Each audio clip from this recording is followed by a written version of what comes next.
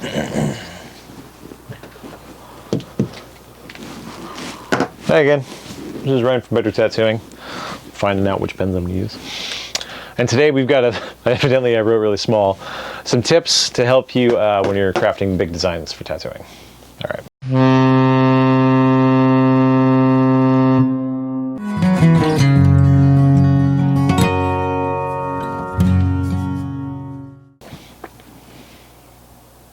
Okay, now that's over. I haven't said that in a while. Tips on big designs. So more often than not, as you start going through tattooing, you're going to go like step by step, right? You start off with small designs, medium designs, you know, and you keep working your way up until you get to a big design. So first off, what's a big design? What is big? So it's really going to depend on where you're at, you know, inside of your tattoo education. Of course, like you start off with these little, you know, dollar-sized ones or whatever. Then you're going to be like, yeah, these are big designs to me because I've never done it before. But realistically, a big design or large-scale design is something, we'll see that, geez, I can't like spell again tonight, design-wise, right? Design-wise, doink, doink, doink, that passes multiple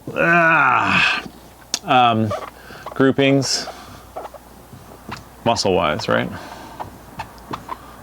On the body.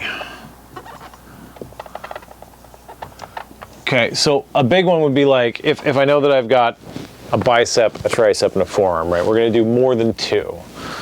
We know that it's gonna be covering the space. That would be considered a large design, right? If we go from shoulder, bicep, tricep, that's a half sleeve, right? That is a big tattoo. Quadricep, hamstrings, large area, right? We have 4 muscles in one. That is a big tattoo. If we're only looking at 2 muscles, where we have just the bicep right here, that's not a big tattoo, right? Triceps, 3 muscles coming around the back there. It's actually a pretty big area. You're moving through 3 planes of viewability, the back, the inside, and the outside. That can be considered a big tattoo, right? Realistically, if you have to have somebody reposition a few times while you're doing it, big tattoo, right? So when people start doing big tattoos, what they try to do is compartmentalize the entire process, right? And this is something that we want to avoid, right? Don't compartmental. I can't multitask. So when we look at an arm, right? Let's just do this because it's like the easiest one to kind of like go over here. If we look at an arm, most people are going to try to lay it out and create an XY grid, right? We're going to go, our Y is going up and down, our X is going left to right. And we're going to create that 3D design, right? We're going to take it, we're going to roll it out, we're going to try to get a piece of paper basically that will fit this, right, within reason. And then that's how we're going to do our design. Now when we look at an arm, we never look at it as a whole. We're always trying to find shapes, right, because we're artists. So what you'll see most often when people start doing big designs is they're going to say, okay, I'm going to try to find something that'll fit here, here, and here. Okay, cool. So I have 3 designs, they're smaller, I can do that. Because you've been working with smaller designs consistently, right? So you're trying to find a way to bridge that next jump. So a lot of the times when you see new people getting into large scale designs, they're always going to have this space around the elbow and the wrist and the hand where it's not taken into account when they're actually doing the tattoo design. So I don't know how many of you have like looked online and you see a sleeve, it looks rad, and then you see the hand and you're like, what is that?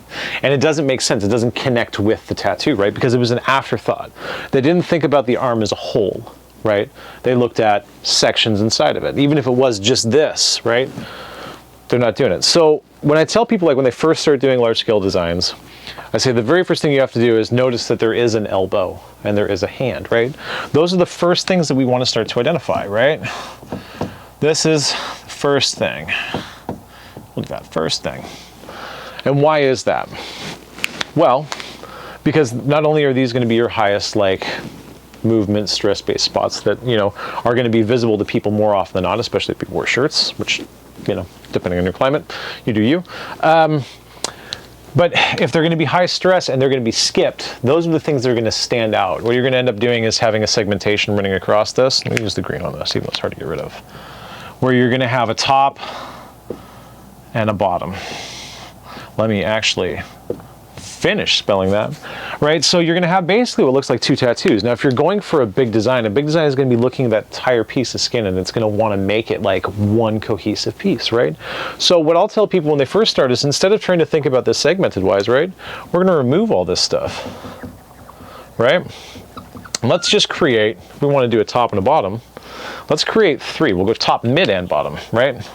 So I'm gonna say, there's part 1, and let's make it even, right? 2, 3. And this way, when you're looking at your design, right, you have to include the elbow. You're gonna be looking at a very tapered space, right? From the side, right?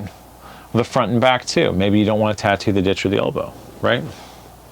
You're gonna have to figure out a way to make that transit. Make it make sense, and make it make sense when it's distorted. And if you start your design there, not only are you able to utilize good depth in design, maybe like define the foreground or the background as that transit, maybe there's going to be something else from the midground that you actually want people to look at, whatever. But if you tackle this first, then you can start thinking about how the rest of the design is going to make sense. Now, if you don't want to do this, the next step, of course, would be like, right, I don't want to do the elbow first. Fine. Then instead of doing that, you've got to look at the arm as a whole. You got to stop segmenting things, right? A good large-scale design is going to utilize all of the space and make sense of it. It's not going to try and hide from the things that don't make sense, because that's when you can really tell if somebody knows what they're doing, right?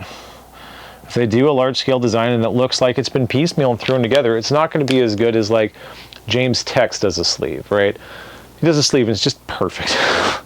James, if you watch this, you're awesome. Nice guy too. I met him in Calgary in 2009 or 10. Super nice dude. Yeah, when you're doing it, you got to look at it as a whole, right? Don't think about it just as an arm. Don't do that yet. If you're going to be working in an XY plane where you're trying to pull this entire design off to fit something like this, don't think about the arm first. Get a rough shape, right? Instead of trying to pick out each one of these spaces, right?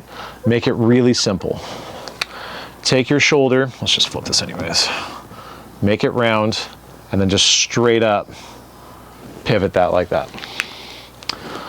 Make it a mummy, right? Draw on your mummy. Really, really simple. If it's just going to be the outside, that's great. If you want to make this longer, you know it's going to wrap, keep that same mummy shape, right? Don't hide from it. Do your entire design inside of this and fill every square friggin' inch, right? A person comes in before you do the large scale design, you're going to want to do a fitting anyways, right? Dry fit, make sure everything's going to sit on there right and it makes sense, especially when you're first learning, right? And then what you're going to do is those spots that don't make sense, like maybe on the elbow or the ditch, you're going to mark them on your design, right? You're going to be like, oh, okay. Well, maybe I shouldn't have put someone's face here. Good learning thing. Go back, redo your drawing. Try to think about this stuff ahead of time, right?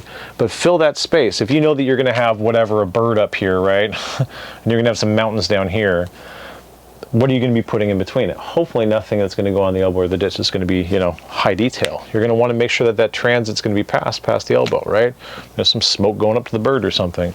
But if you're drawing it at scale, right, at that size, you're going to have a better chance of fitting it onto the body and it making sense, rather than creating 3 separate tattoos, you know, that have nothing to do with each other, that can all be done at different times, that are going to age at different rates, and that are going to look really weird 10 years down the road, right? Tackle it at once. If you're going to do something big, that's going to be passing multiple muscle groups, do the line work, whatever you're going to do it all at once. Get it set to the skin and fill it in slowly. Start at the bottom where it's dark, right? Do that first. Sun's going to be beating on, it'll lighten up. If you do lighter up top, eventually it'll even out. Simple stuff. So yeah, so anyways, tips on big designs. First one, don't compartmentalize the design when you're doing it. Think about the arm as a whole. You don't even have to think about 3D. You can just do an XY plan, it's fine. But do the design bigger than what you need.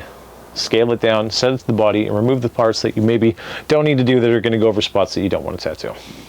That's it. Step 1. We'll do another one after this. This is cool. I'm actually having fun again. Anyways, this is Ryan from Better Tattooing, signing off.